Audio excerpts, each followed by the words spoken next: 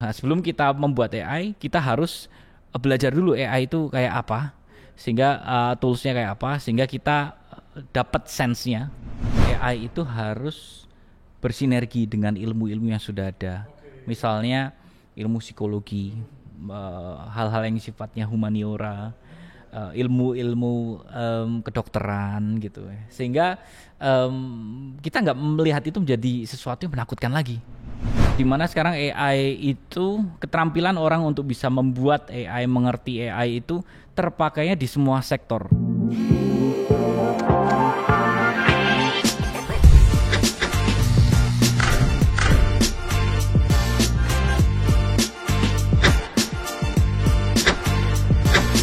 Mari cerita di sini.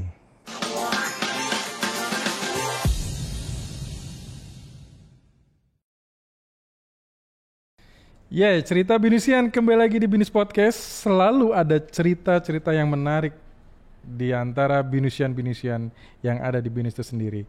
Hari ini saya berhasil mengundang salah satu orang muda yang kesibukannya luar biasa dan saya pikir patut untuk kita ceritakan di cerita Binusian hari ini. Saya kasih clue sedikit. Beliau profesor termuda di Binus dan juga jagonya AI dalam hal ini profesor di bidang AI. Halo Prof Derwin, apa kabar? Apa kabar? Baik-baik aja. Ini dunia AI ini menjadi kesibukan tersendiri nih buat Prof Derwin. Bisa cerita sedikit nih Prof, keseharian Prof sekarang ini apa yang dilakukan dan seperti apa? Iya, memang AI itu sekarang jadi buah bibir ya. Semua orang bicara AI, sehingga ya belakangan sering diundang untuk bicara tentang AI, equipping karyawan-karyawan, kemudian ke SMA untuk guru-guru, dan juga untuk pemerintah juga beberapa minta di training untuk AI begitu Pak. Iya, ngundang ini udah berapa lama dan akhirnya kita bisa ketemu dengan Prof Derwin. Sedikit cerita Prof, sebenarnya latar belakang Prof ini udah berapa lama di Binus atau dunia mengajar yang mungkin udah bukan waktu yang pendek dalam hal ini, dan pada akhirnya mencapai satu titik di mana profesor didapatkan nih. Gimana Prof ceritanya? Iya, saya itu join di Binus itu sebagai dosen di 2010. Tapi sebagai karyawan memang di 2011. Jadi sebenarnya efektif di Binus sebagai karyawan itu kurang lebih 14 sampai 15 tahun lah kita saya ada di sini. Nah, awalnya memang saya bukan di bidang AI, saya dulu programmer, sempat jadi programmer dulu setahun, tapi begitu masuk ke dosen, saya cari peluang, sebenarnya apa nih yang bisa saya kerjakan selain ngajar, gitu. Nah, tertarik waktu itu di bidang AI karena banyak hitungannya Pak. Daya tariknya dari sana karena sebenarnya dulu waktu saya mau masuk kuliah, saya sempat berpikir mau masuk jurusan matematik. Tapi konon gitu ya, jurusan matematik itu butuh dieksplorasi lebih lanjut supaya bisa nanti kerjanya bisa lebih prospektif, sehingga waktu itu teknik informatika gitu ya, teknik informatika atau sekarang computer science. Dan waktu masuk ke computer science saya senang, di dalam ada kalkulus, ada statistik dan lain sebagainya gitu. Nah, singkat cerita sih waktu mulai S2 saya mulai eksplor lebih banyak untuk AI-nya, dan waktu S3 saya nyemplung total ke AI. Gitu. Dan spesifik dari AI-nya adalah yang di bidang teks, Pak. NLP, Natural Language Processing. Prof Derwin ini juga dekan di School of Computer Science dan membawahi School of Computer Science ini. Sudah berapa lama juga berbarengan dengan karir di pengajaran dan juga sebagai dekan juga ya? Gimana ceritanya tuh? Ya, dulu saya waktu pertama kali masuk di SOCS itu memang dosen saja karena sedang S2. Setelah lulus S2 saya bergabung menjadi koordinator mata kuliah, atau dulu sebutnya Subject Content Coordinator. Dalam waktu beberapa tahun, kemudian sekitar 5 tahun kemudian dipercaya untuk jadi Head of Program. Head of Program, lalu bergulir dalam skop SOCS-nya makin besar, harus ada head di atas semua Head of Program, jadi menjadi Head of Department. Baru sekitar tahun lalu dipercaya menjadi dekan untuk capture-annya itu sampai ke luar kota juga ya. Bandung, Malang, Semarang, Medan begitu. Wow, udah dekan, profesor termuda, dan dunia teknologi sudah nggak bisa disepelekan lagi ya. Nah, ternyata di balik teknologinya BINUS ada sosok seorang Prof. Derwin. Bagaimana melihat bahwa perkembangan BINUS dalam hal dengan teknologi sehingga pada akhirnya Prof. Derwin juga berkecimpung dengan dunia teknologi, dan memang kalau kita lihat sekarang ini fenomenanya adalah AI gitu ya. Kenapa pada akhirnya konsentrasinya bahkan ya kita membuka salah satu program yang disebut dengan program AI, betul ya? Betul. Yang menjadi pelopor perguruan tinggi yang membuka AI kurang lebih 2 tahun yang lalu ya kurang lebih. Yeah. Ya. Bagaimana melihat hal itu? Sebenarnya kalau kita bicara teknologi itu teknologi bergerak terus begitu ya. Yeah. Kalau dulu kita lihat komputer zaman dulu kan bentuknya kotak begitu ya, terus mulai jadi flat screen, lalu mulai geser ke mobile, tab mulai ada di mana-mana. Kemudian game industri mulai berkembang, keamanan cyber menjadi hal yang penting, dan seterusnya. BINUS dalam hal ini membuat program atau jurusan yang di-provide supaya anak-anak bisa pilih itu sangat relevan dengan kondisi pada saat sekarang ini. Sehingga tahun 2023 kita launching untuk program atau jurusan AI itu, saya masih ingat sekali pada saat itu di tahun sebelumnya saya sampaikan ke dekan waktu itu, Pak, sepertinya kita harus buka jurusan AI. Sehingga kita preparation 1 tahun untuk izin buka program atau jurusan AI itu. Dan memang ternyata setelah kita buka makin ramai orang-orang bicara AI. Artinya nanti lulusan dari jurusan AI ini pasti akan bermanfaat ya untuk masyarakat dengan skill set mereka yang ya saya bisa bicara nggak cuma pakai tools AI, tapi mereka bisa bangun AI-nya begitu. Nah, Prof. Derwin melihat itu, apakah memang kalau kita lihat industri gitu ya, bahkan fenomena dunia ini juga kehidupan gitu ya, tidak terlepas dengan AI segala macam gitu ya. Apalagi teknologinya sudah ada, industri sudah menggunakan hal itu. Apakah memang akhirnya dibuat program itu untuk memenuhi kebutuhan lulusan yang memang spesifik untuk AI-nya itu sendiri ya dalam hal ini? Iya, pasti keterpakaian itu menjadi hilir ya dari segala sesuatu yang kita buat. Di mana sekarang AI itu keterampilan orang untuk bisa membuat AI, mengerti AI itu terpakainya di semua sektor. Jadi memang kita harus cetak banyak lulusan yang mengerti AI, sehingga kalau kita punya impian di masa depan yang baik, ya pelaku-pelaku AI-nya itu adalah dari orang Indonesia. Jadi nggak lagi kita impor dari luar negeri, orang-orang yang bisa bikin AI-nya dari luar negeri terus-menerus. Anak-anak Indonesia itu sebenarnya bisa. Nah, BINUS ini dalam hal ini SOCS kita hadir untuk membuat platform supaya anak-anak lulus SMA masuk ke kita langsung belajar spesifik di AI sehingga bisa siap terap. Nah artinya kalau kita lihat sekarang ini, apakah kita menggunakan AI yang sudah ada, ya bicara tentang tools, bicara teknologi AI itu sendiri, atau sebenarnya diharapkan ingin menciptakan AI yang pada akhirnya AI itu digunakan oleh orang lain atau memang digunakan oleh diri kita sendiri? Mana yang sebenarnya kalau orang bilang bahwa memanfaatkan teknologi AI, apakah kita hanya sebagai pengguna atau memang kita menciptakan yang disesuaikan dengan kondisi, kebutuhan ataupun hal-hal yang kaitannya dengan kehidupan masyarakat, kita perlu membuat AI-nya itu sendiri gitu. Gimana melihat hal ini? Iya, sebenarnya kalau memakai itu bukan sesuatu yang, atau memakai atau memanfaatkan itu bukan sesuatu yang harus kita hindari. Karena dari sana itu juga kita akan makin mengerti sebenarnya AI itu dibangun, bagaimana cara membangunnya, bagaimana AI berpikir, bagaimana mereka membuat solusi dan membantu decision maker dilakukan itu. Kita bisa belajar dari sana. Sama seperti kita main game, kita harus sebelum bikin game kita harus main game dulu. Gitu. Nah, sebelum kita membuat AI, kita harus belajar dulu AI itu kayak apa, sehingga toolsnya kayak apa, sehingga kita dapat sense-nya untuk yang ini kayak bisa dibeginiin nih. Nah, spesifik tadi pertanyaan Pak Haris mengenai AI yang harus dibangun, itu memang kebutuhan di masyarakat kita itu banyak hal-hal atau domain-domain yang spesifik yang kita bisa jawab dengan kita buatkan aplikasi AI di sana. Jadi kita seharusnya kita bikin, seharusnya kita membuat, meskipun itu dalam lingkup yang nggak sampai nasional atau hanya terkonsentrasi dalam bidang usaha tertentu, bahkan satu perusahaan tertentu atau komunitas tertentu, itu juga sangat membantu pasti begitu. Resources ada di mana-mana, kita code, kita bikin programnya, ya kita bisa kembangkan untuk hal yang lebih spesifik.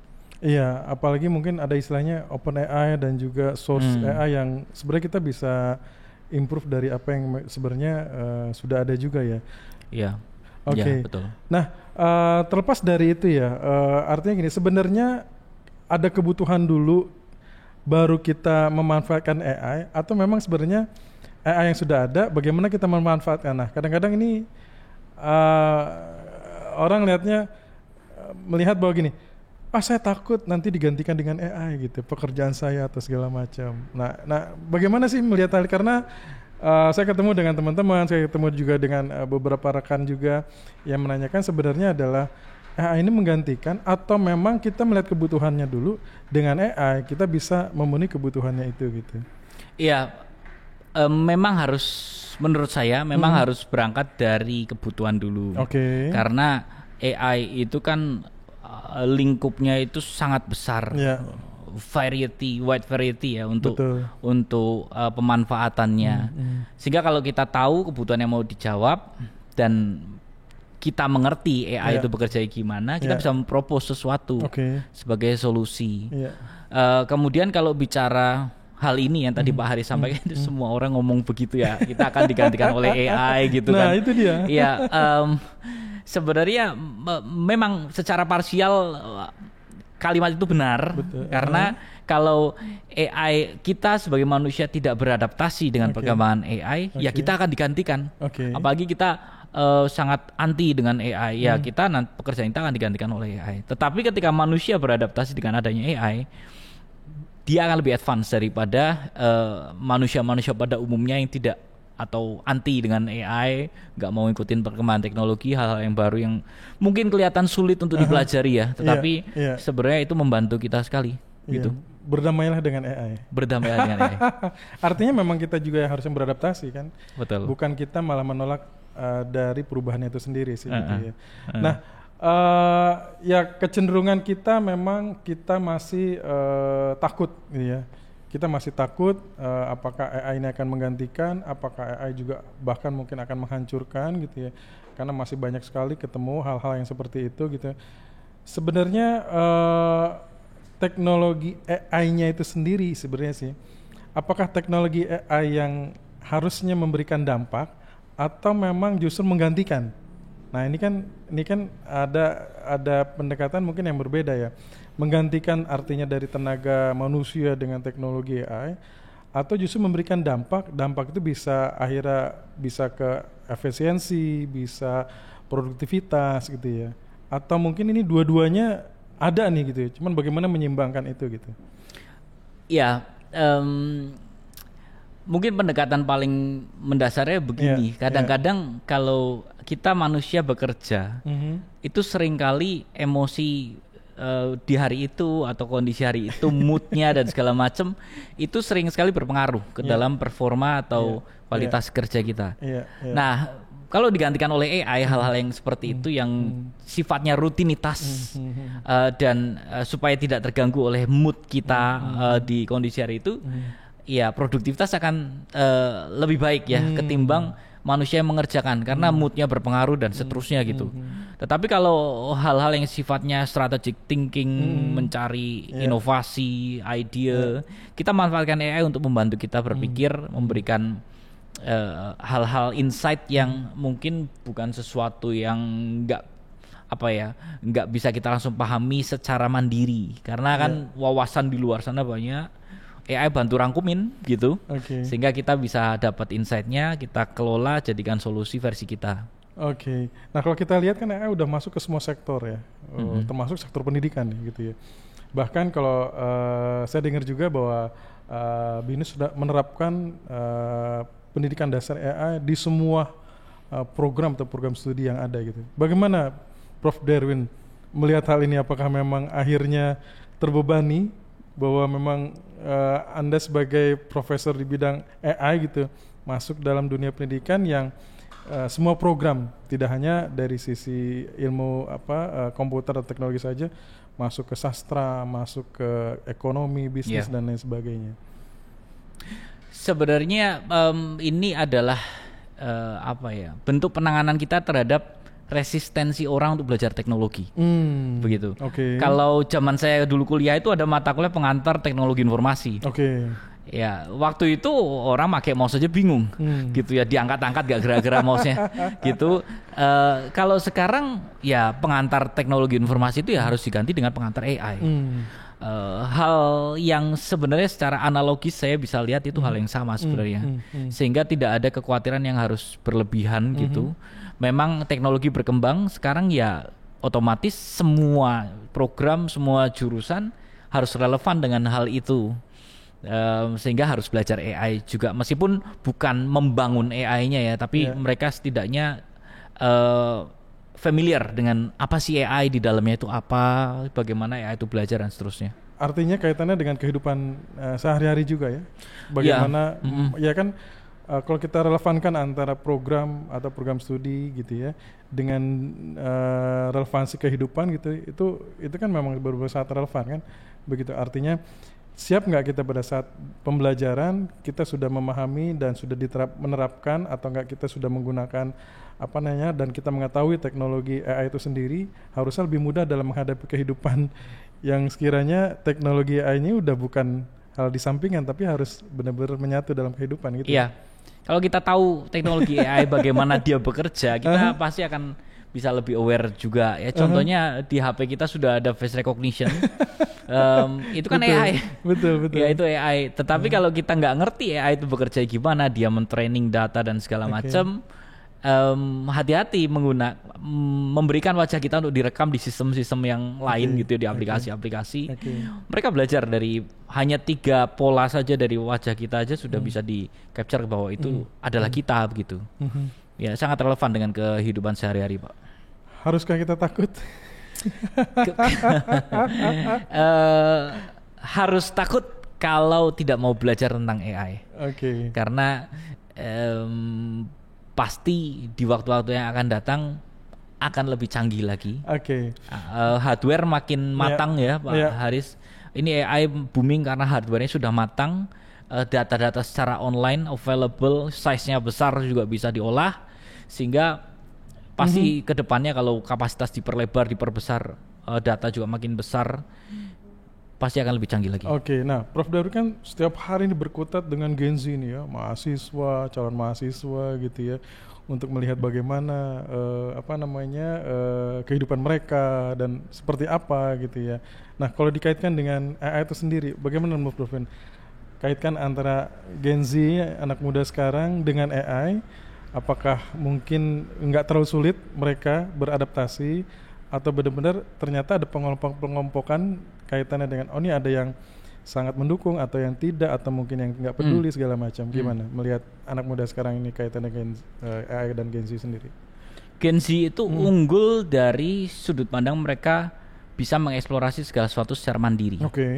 Karena mereka native ya dengan teknologi, mereka bisa cari tahu sendiri. Bahkan kita nggak usah mengajari ada AI yang baru apa, mereka tahu sendiri. Sehingga seharusnya mereka akan jauh lebih canggih output yang mereka bisa hasilkan ketimbang angkatan-angkatan yang atas. Karena mereka sangat mandiri untuk belajar. Mereka bisa bahkan ngulik ke dalam hal-hal yang teknikal. Mereka pasti punya kapabilitas itu. Tinggal orangnya saja malas atau enggak gitu ya. Kalau mau belajar pasti bisa bikin sesuatu yang lebih baik dari yang sekarang. Di SOS total berapa mahasiswa yang kuliah di School of Computer Science ini sendiri? Kalau setiap tahun in total itu kita estimasi 2000 sampai 2500 Setiap tahun ya. ada yang masuk ke sekolah computer science. Itu termasuk yang ada di BINUS yang di PSDKU ya. In total kan sekarang kita punya 50.000 mahasiswa nih kan yang aktif nih. Buat SW sendiri berapa ribu? Kira-kira 7.000-8.000-an ya. Terbesar masuk ya? aktif ya. Ya. Kayaknya terbesar mahasiswa SWCS di Indonesia gitu ya kurang lebih ya. Nah ya kan kita lihat bahwa memang ke depan teknologi AI ini kan seiring dengan pertumbuhan dari Gen Z-nya itu sendiri gitu ya. Siapkah mereka menghadapi itu semua atau memang nggak perlu khawatir? Ya, terutama teman-teman yang mungkin nanti bapak ibu anaknya yang mau kuliah gitu atau nggak mungkin Pak Darwin ketemu dengan juga anak SMA gitu ya. Mereka melihat AI ini seperti apa sih? Sebenarnya nggak perlu khawatir ya untuk kedepannya itu kalau mereka mau belajar teknologi. Justru yang butuh khawatir itu adalah yang sudah kuliah duluan dan sudah lulus duluan. Oh gitu ya. Iya, karena mereka nggak familiar secara penuh dengan teknologi AI, apalagi kalau sekarang itu jurusannya makin spesifik. Mereka sudah misal katakanlah udah 10 tahun lulus, 20 tahun lulus, awareness yang harus lebih tinggi ada di generasi itu ya. Karena belajar mandiri lagi dengan segala tanggung jawab yang lain pasti akan lebih sulit. Lebih sulit ya. Kalau Gen Z sih itu peluang ya, peluang untuk mereka memberikan added value di industri-industri baik itu IT atau bukan. Oke, saya keinget Prof. Darwin. Kemarin saya juga IS BINUS ya. Pada saat tahun 99-2000 ada satu mata kuliah yang saya harus ambil, mata kuliah pilihan. Saya ambil waktu itu adalah tentang AI. Artificial Intelligence. Pilihan, Mbak. Pilihan. Okay. Saya ambil Artificial Intelligence. Dulu ada bisa ambil mata kuliah itu ya. Saya pikir ini belajar apa gitu ya. Rumit gitu kan, ada akar-akar gitu. Saya nggak kebayang pada saat itu, yang penting saya lulus aja gitu ya. Dan ternyata tahun 2000 sampai sekarang 25 tahun ya. Kalau saya nekonin belajar ini, saya mungkin sama kayak Prof kali ya, udah jadi Prof bidang AI. Iya. Sebenarnya AI itu bukan bidang baru ya Pak ya. Dia kalau kita lihat ke perjalanan historis dari dulu dia dilahirkan tahun 1955 itu sempat dia ada stagnasi periode 10 tahunan atau 20 tahunan itu karena ketidakmampuan hardware. Ketidakmampuan hardware untuk menangani data yang skalanya besar. Nah, mulai sekitar tahun 90 sampai 2000 itu mulai matang secara hardware-nya, data available online juga banyak, dikelola dengan baik. Jadi AI kelihatan menjadi solusi. Kalau zaman dulu kita mungkin yang tadi Pak Haris kelihatan ya dulu mata kuliah pilihan, sekarang mata kuliah wajib. Gitu. Betul. Ya, karena dulu, bikin program lagi atau buka program kan khusus. Iya, karena dulu masih belajar algoritma aja. Jadi pemanfaatan buat aplikasinya dan seterusnya memang agak menjadi hambatan tersendiri sih, karena hardware-nya nggak ada. Oke. Ya artinya generasi muda sekarang ini beruntunglah ya, bersyukur bahwa teknologinya sudah ada, hardware-nya juga mumpuni. Bagaimana sebenarnya memanfaatkan itu sih supaya bisa kadang-kadang kita kan selalu ingin the future ya, masa depan bisa lebih cerah segala macam. Tadi Pak Prof. Darwin bilang bahwa memanfaatkan secara maksimal ya. Artinya apakah memang benar-benar kita harus sangat dekat dengan AI gitu ya, atau memang ya tadi sih apakah kita memang harus belajar lebih dalam lagi gitu ya supaya AI ini bisa mendampingi ke depan gitu kan untuk hal gimana melihat ke depan Prof. Darwin? Ketika orang itu punya skill AI sebagai skill utama, itu pasti akan manfaatnya lebih banyak. Ya, ketika skill AI itu sifatnya additional, dia pasti akan terkonsentrasi dengan bidang yang mendalam yang dikuasai oleh orang itu sendiri. Sehingga menurut saya sih lebih baik kalau Gen Z sekarang apalagi mereka apa-apa teknologi semuanya menggunakan media sosial, sehingga menurut saya sih Gen Z atau anak-anak sekarang saya mengajak untuk lebih banyak explore teknologi. Kalau masuk ke dalam kuliah yang berbasis teknologi, keuntungannya adalah environment-nya orang-orang yang belajar teknologi juga, sehingga tidak belajar secara mandiri. Karena ada bingung apa, tanya kiri, tanya kanan gitu ya, bisa diskusi. Tetapi kalau belajarnya via course secara online, mandiri. Saya rasa eksplorasi pembelajarannya nggak akan terlalu mendalam, nggak akan bisa dapat case lebih banyak.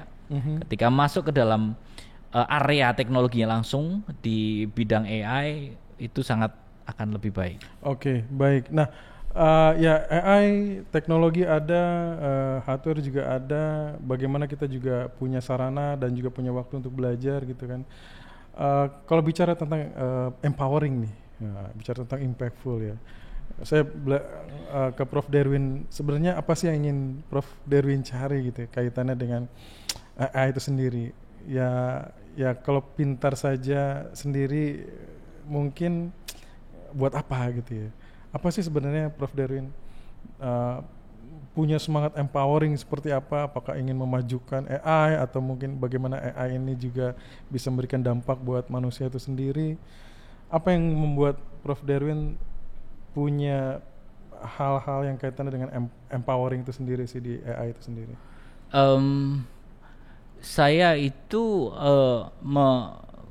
memiliki satu mimpi atau mungkin impian saya adalah memang membuat ekosistemnya itu.